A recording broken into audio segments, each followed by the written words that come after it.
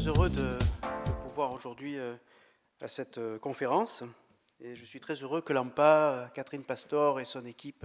aient eu l'idée d'organiser une réunion et des rencontres sur ce thème.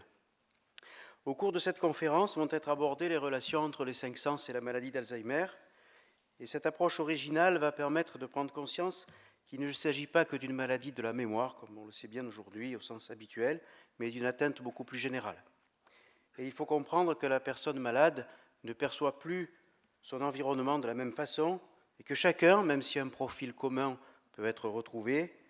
va avoir, en fonction de son éducation, en fonction de son mode de vie, en fonction de son histoire personnelle, en fonction de l'atteinte sensorielle dont on va parler, une perception sensiblement différente, dont nous devons avoir nous-mêmes conscience. Ceci venant confirmer le besoin d'une approche personnalisée et d'une évaluation beaucoup plus approfondie que ce qu'on peut penser usuellement. Aborder la problématique des sens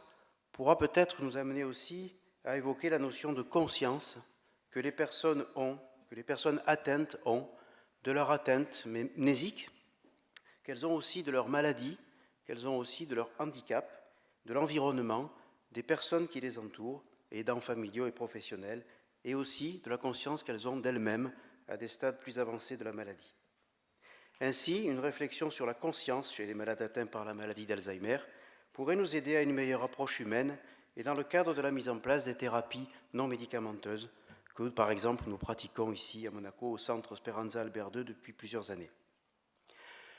Connaître les modifications sensorielles au cours de cette maladie permet d'améliorer considérablement la communication, nous le verrons, l'approche du patient, de lutter contre l'anxiété et l'apathie qui sont des symptômes majeurs et très fréquents au cours de cette affection.